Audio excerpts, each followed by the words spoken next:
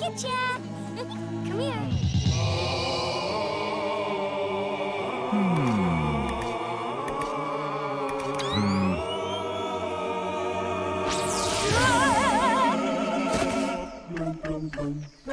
Sleep, my insipid angel. Crash! Crash! Where are you, big brother? There's something weird going on in the bay! Come see!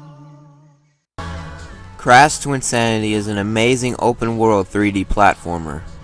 In my opinion, one of the best Crash Bandicoot games ever made. I'll start off by giving a short explanation of the beginning of the game's story. I won't give any spoilers. These are facts that occurred during the first 20 to 40 minutes of the game. 3 years ago, the Wrath of Cortex came out. At the end of the game, Cortex and Uka Uka were defeated by Crash and ended up stranded in the ocean. As Crunch came to Crash's side after the spell was over, Cortex and Uka Uka were frozen for a total of 3 years. Then Cortex thawed out on Insanity Island, Crash's home, stunned Coco with his ray gun, and put on a wig and pretended to be Coco. Later on, Cortex revealed himself. Surprised to see me, Crash? Like the fleas in your fur, I keep coming back. 3 years I spent alone in the frozen Antarctic wastes. And I missed you. And so I've organized a little gathering, like a birthday party, except the exact opposite. And look, all of your friends are here. You are so very popular. Let's start handing out the presents. After Crash and Cortex fought and Cortex pussied out and had Dr. Engine come in, Meet your brand new, hydraulically operated, twin brother, Mecha Bandicoot! Was that? You are magnificent! Of course I was, you fool. Initiate missile attack. Crash and Cortex fight productively in a cavern, leading to the tutorial on how to control Cortex while holding onto the crystal they both fight over.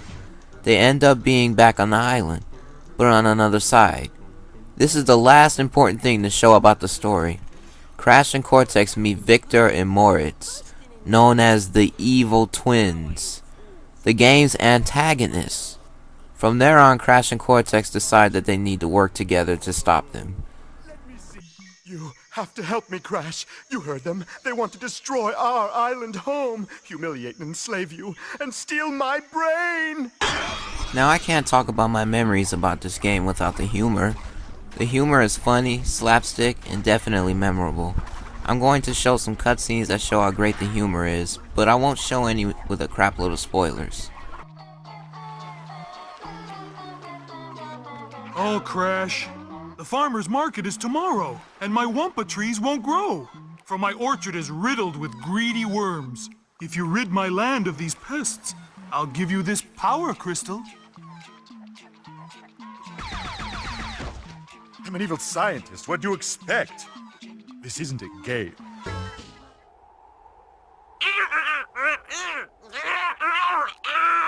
The check bounced. Are you sure? Well, the past few years have kind of been slow. Wrath of Cortex didn't do as well as we'd hoped, and... Fish?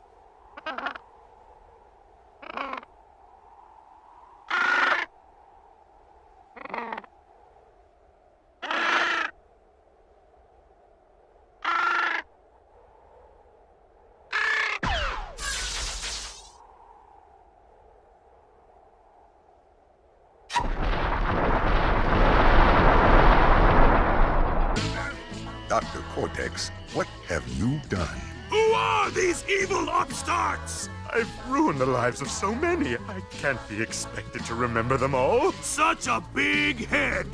Such a tiny brain! If we deliver him to the evil twins, perhaps they will spare us. But they'll kill me! That's a risk I'm willing to take! Crash, I've been like a father to you. I created you, nursed you, tried to destroy you. So what do you say? With my mighty intellect and your vacuous stupidity, we'll be unbeatable! Coming through! Ow! Ladies? Excuse me, madam. Are those real? Mother?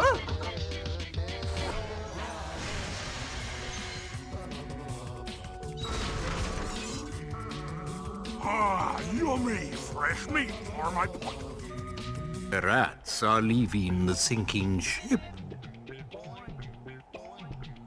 Tell us where the treasure is, and we'll let you go. Silence. Looks like we'll have to wring it out of him. Embryo, get changed.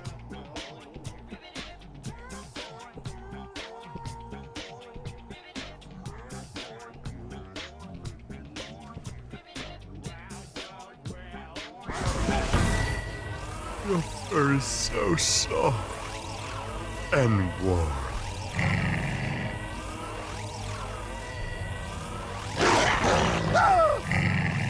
Evil Crash! No! The levels in Twinsanity are just beautiful.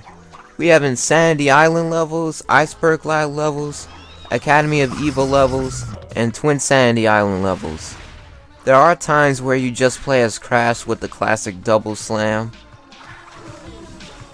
slide jump, spin, and double jump moves, but there is much more creative gameplay available.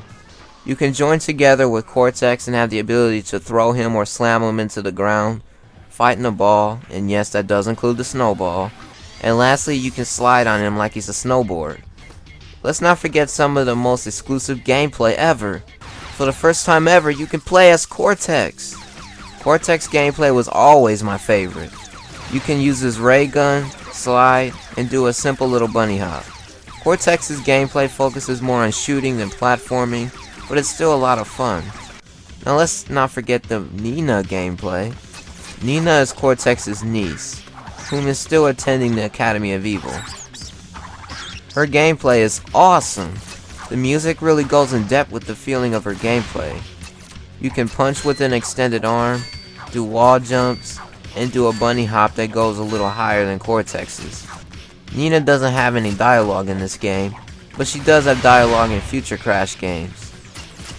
You can only play as Cortex and Nina once in this game, aside from the boss battle at the end of the game. After you beat the game, there are tunnels and teleporters available to get to previous levels. Every level in the game can be revisited to go get some gems you might have missed.